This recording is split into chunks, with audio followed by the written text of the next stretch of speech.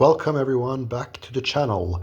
Today I wanted to talk about the biggest gaming news from July 1st to July 28th. Rather than simply reading headlines, I'll also be sharing my own thoughts and opinions on these stories. Let's get started. Sony ends physical games. What happened? Sony announced plans to transition away from physical game releases for future PlayStation platforms, with the move expected to begin during the next console generation.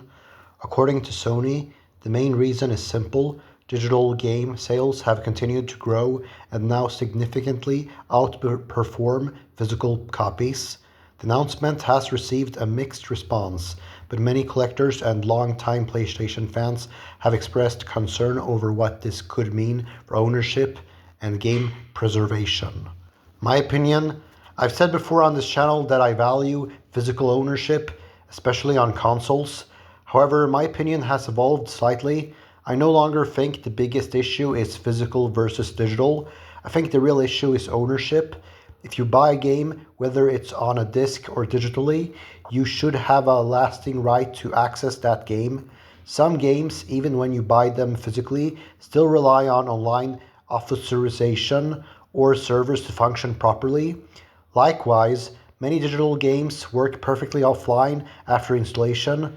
So to me, the important question isn't how you buy the game, it's what rights you actually receive when you buy it. If a company can revoke access to a game you've already paid for because servers shut down or licenses expire, then I think consumers deserve stronger protections. Game preservation also becomes much harder when games depend on servers that may eventually disappear.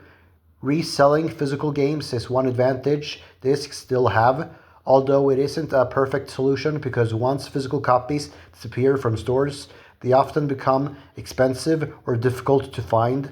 I understand why companies prefer digital distribution. It's cheaper, easier to distribute, and many people appreciate the convenience. Personally, I also buy some games digitally, especially on PS4 and Nintendo Switch, because storage space and convenience matter. But if digital only also means weaker ownership rights, then that's where I think the real problem lies. The debate shouldn't simply be physical versus digital, it should be whether consumers truly own the games they pay for. Questions for viewers: would you still buy a PlayStation if every future game was digital only? Or do you think physical games should always remain an option? Xbox service outage. What happened? The second big story with this month involves Xbox. On July 27th, Microsoft experienced a major Xbox network outage that prevented many players from signing in, accessing their game libraries, launching games, or using the Xbox Store. The outage lasted for much of the day before services were gradually restored. Why does this matter? This outage reignited the debate surrounding digital ownership. If authentication servers go offline, players can suddenly lose access to games they've already paid for. What surprised many people was that some physical disc-based games were also temporarily affected because they still required online license verification. My opinion: personally, I think this story reinforces the point I made earlier. As the gaming industry moves further toward digital distribution, companies need to ensure that players can still access the games they've purchased, even when online services experience outages. Technical issues happen, but temporarily losing access to your own games library, including some disc-based games, understandably frustrates players. To me, this isn't just an Xbox issue, it's an industry-wide reminder that ownership and long-term access should remain priorities as gaming becomes increasingly digital. Question for viewers: did this outage change your opinion on digital gaming, or are you still happy buying most of your games digitally?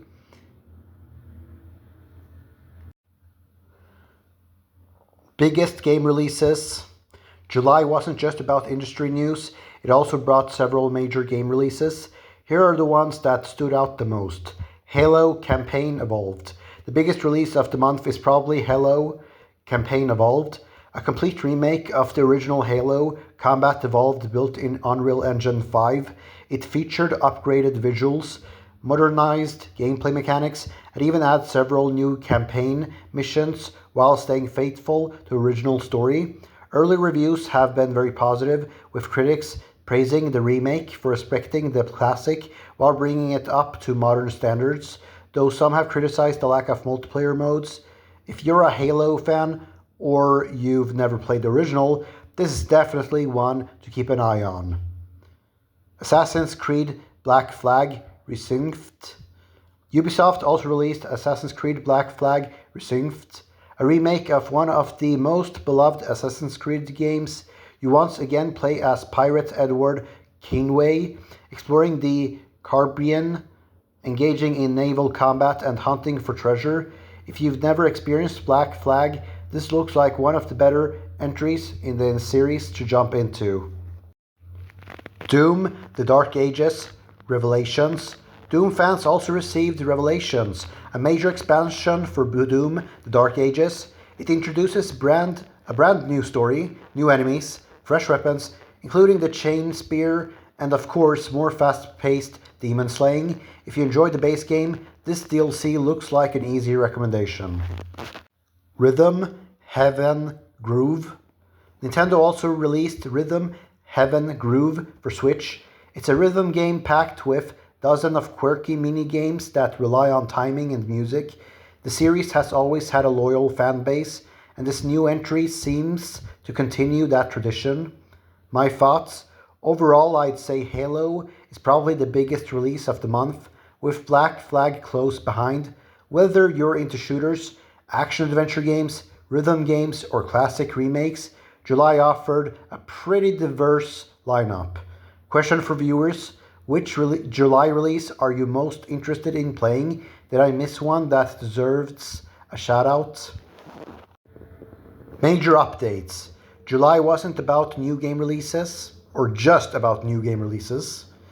Several live service games also received major seasonal updates. Marvel Rivals Season 9, one of the biggest updates came from Marvel Rivals, which launched Season 9, The Mystery of Febs. The update introduced a Jubilee as a brand new playable hero, completely reworked Black Widow, overhauled the team-up system, added a new map, a new battle pass, and several limited time events. Overall, the community reaction has been fairly positive. Many players seem excited about the fresh content and especially the team-up overhaul, although some players are still debating the balance changes. Counter-Strike 2. Counter-Strike 2 also continued receiving regular updates throughout July. Valve released gameplay tweaks, bug fixes, and matchmaking improvements while continuing to adjust weapon balance and improve the competitive experience. As always with Counter-Strike, every balance update sparks debate. Some players are happy with the direction Valve is taking, while others believe more work is still needed. Diablo IV. Blizzard also continued supporting Diablo IV with seasonal content, balance adjustments, and quality of life improvements. The developers have continued buffing to weaker builds while adjusting some of the strongest ones to keep game healthier for both casual and competitive players. Community reactions have been mixed, but many players appreciate Blizzard's willingness to continue updating the game instead of leaving it untouched. My thoughts? Overall, I think it's good to see developers continue supporting games after launch. Live service games definitely aren't for everyone, but regular updates can keep a game feeling fresh for years if they're done well.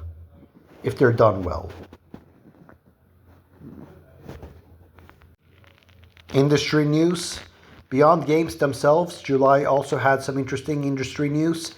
Microsoft is reportedly continuing to experiment with new digital ownership features for Xbox as the industry gradually shifts toward digital distribution.